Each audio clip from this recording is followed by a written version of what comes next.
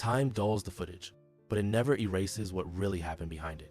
History remembers the smiles, the applause, the polished photos. What it forgets are the cracks hiding underneath. Every legendary career leaves shadows behind, and some of those shadows refuse to stay buried. Today's story isn't about nostalgia. It's about what finally broke through decades of silence. When the headlines first started circulating about Rob Reiner, Hollywood braced itself for the usual routine. Carefully crafted statements, publicists speaking in circles, respectful pauses filled with nothing. That's the system doing what it always does. But then Sally Struthers spoke, and what came out wasn't rehearsed. It wasn't filtered. It wasn't safe. You could hear it in her breath before she even finished her first sentence. The hesitation, the tremor. This wasn't someone managing a legacy. This was someone collapsing under the weight of something she'd been holding inside for years. This wasn't a colleague offering condolences. This was family grief, raw and uncontrolled. Sally and Rob weren't just co-stars during All in the Family. They were bound by time, by youth, by shared survival inside an industry that eats people alive. She wasn't remembering a director. She was remembering someone who grew up beside her, someone who watched her become who she was, and someone she loved deeply. And when she finally spoke, everything we thought we understood about Rob Reiner's final chapter began to unravel. What she revealed didn't just contradict the public narrative, it cracked it open. Because her words matched something else happening quietly in the background. Whispers. Conversations no one wanted on record, names surfacing in private texts. And one of those names changed everything. Tom Cruise. It sounds unbelievable at first, but the connections go back decades. Their relationship wasn't casual. It was forged during A Few Good Men, cemented through mutual respect and years of private loyalty. Tom wasn't just a collaborator. He was someone Rob trusted when things went wrong. And according to people close to the situation, things had been wrong for a long time. Sally didn't stay silent out of fear. She stayed quiet to protect Rob's dignity, to shield him from becoming a headline instead of a human being. But she reached a point where protecting the truth mattered more than protecting appearances. When she finally spoke publicly, her entire body shook. This wasn't grief alone. It was anger layered over guilt, stacked on years of restraint. And then she said something that stopped everyone cold. We noticed the pain inside him. We ignored the pain on him. That sentence landed like a warning shot. It wasn't poetic. It wasn't symbolic. It sounded like regret. She described their final lunch together just weeks before everything collapsed. What should have been a simple meal now feels like an unspoken goodbye. Rob wasn't animated. He wasn't fiery. He wasn't the commanding presence people remembered. He seemed diminished, drained, like someone living under constant pressure. She noticed he kept checking his phone. Every vibration made him flinch. Every notification pulled his attention away. When she finally asked what was wrong, he didn't dodge it. He looked at her and said something that would haunt her forever. "I don't know how to stop him," he admitted. "I love him, but I'm scared of him." At first, Sally assumed he meant a political enemy, a producer, someone external, someone powerful. She was wrong.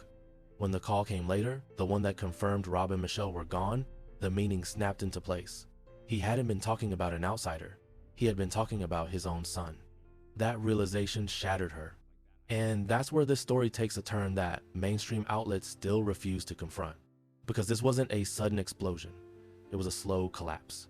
Behind the gates of a quiet Brentwood home, something had been building for years. Control, fear, silence. A cycle that fed on love and destroyed the people trapped inside it. According to sources who only speak under strict anonymity, Tom Cruise became aware of the situation months earlier. He didn't hear rumors. He witnessed it. In November, he visited the Reiner home under the pretense of discussing a potential project. Instead, he walked into chaos. What he saw wasn't disagreement. It wasn't tension. It was volatility. Nick Reiner was demanding access to money that had been frozen. Voices were raised. Michelle was trying to calm things down. And Rob looked trapped between protecting his wife and protecting his son. Tom didn't hesitate. Witnesses claim he physically placed himself between Nick and Michelle, not as a celebrity, not as a negotiator, as a barrier. Later, Tom reportedly told someone close to him that the look in Nick's eyes terrified him. Empty, detached, dangerous. Coming from someone who has spent a lifetime around controlled chaos, Tom reportedly told someone close to him that the look in Nick's eyes terrified him. Empty, detached, dangerous. Coming from someone who has spent a lifetime around controlled chaos, that assessment mattered. He pulled Rob aside and told him plainly that he was not safe there. Let that sink in. One of the most powerful men in the industry warning his longtime friend that his own home had become a threat. But Rob did what parents do when love blinds them. He defended his son. "He's sick," Rob insisted. "We can't give up on him. He just needs more time." That sentence echoes differently now, because Sally confirmed something devastating. Rob's compassion wasn't just part of who he was. It was the thing that destroyed him. He carried guilt like a physical burden. He blamed himself for everything that went wrong. Over time, he began withdrawing, canceling plans, ignoring calls, distancing himself from the people who loved him most. Even old friends noticed. Attempts at quiet reunions were declined, invitations went unanswered. Rob was disappearing in plain sight. 1 week before everything ended, Sally drove past his house, midday. Every blind closed. The place looked sealed off, more like a bunker than a home. She texted him, "I'm outside." Hours passed. Finally, a reply arrived. "Not now, he's here." Those 2 words explained everything. Fear, exhaustion, alertness. They weren't casual. They were a warning. And what made Sally's confession even harder to absorb was what she revealed next. The money. The quiet transactions no one noticed. The slow erosion of a life built over decades. People assume wealth makes problems disappear. It doesn't. It just delays the moment they explode. According to Sally, Rob had been liquidating parts of his life. Not for luxury, not for investments, but to cover the damage left behind by his son's spiraling addictions. Gambling debts, shady loans, payments to people you never want anywhere near your family.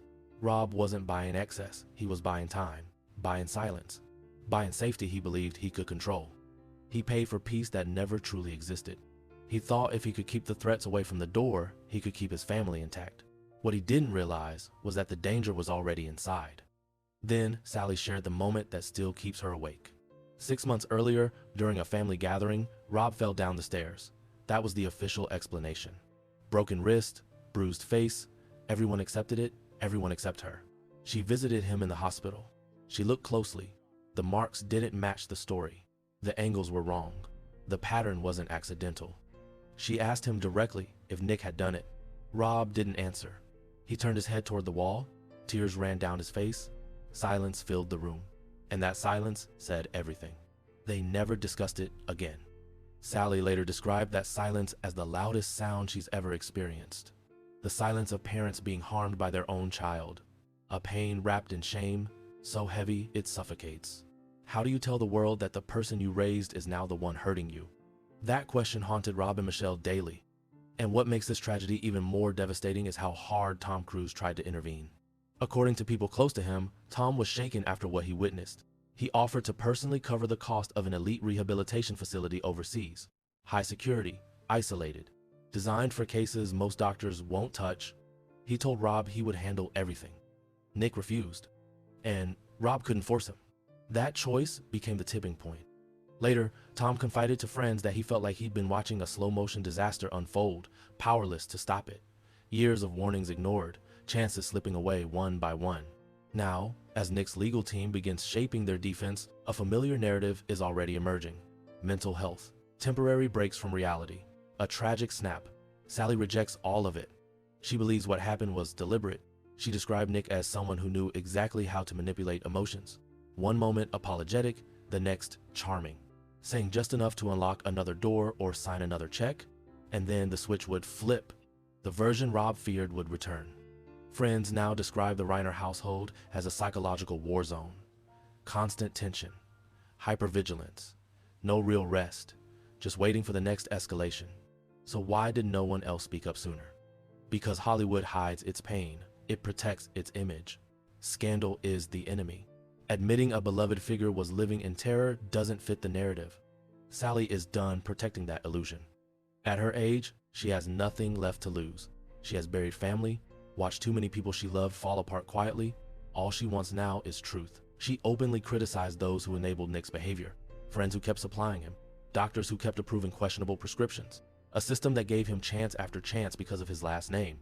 And then she spoke about Michelle, the person rarely mentioned.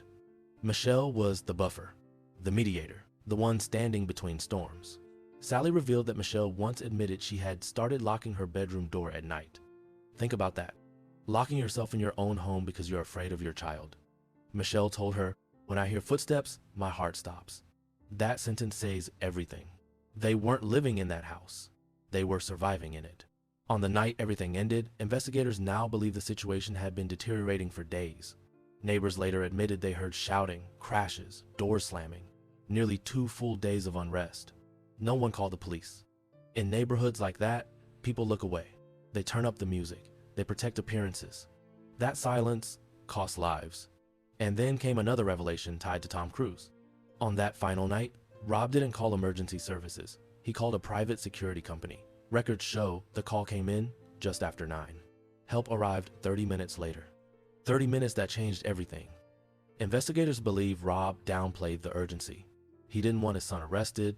He didn't want him hurt. Even then, he tried to protect him. He didn't say, "We're in danger." He said, "My son is having an episode."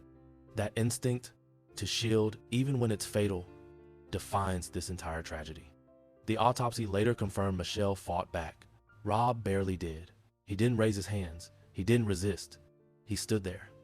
A man who spent his life fighting for justice couldn't fight his own child. That reality has devastated everyone who's learned the details. And now, as Nick sits in custody, a legal storm is brewing. Lawyers are circling. Narratives are forming. Sally issued a public plea. Don't let them rewrite this. Don't turn the victims into villains. She knows how these cases go. Blame shifts fast, especially when powerful names are involved. Her voice broke when she said Rob's only fault was being too kind. That kindness became his undoing. As the case moves forward, one possibility has the industry on edge. Tom Cruise is reportedly willing to testify. Picture that for a moment. One of the most powerful figures in film sitting in a courtroom, recounting warnings that went unheeded. According to sources close to him, there's no hesitation. He wants the entire timeline exposed. Every intervention, every red flag, every moment when this tragedy might have been stopped.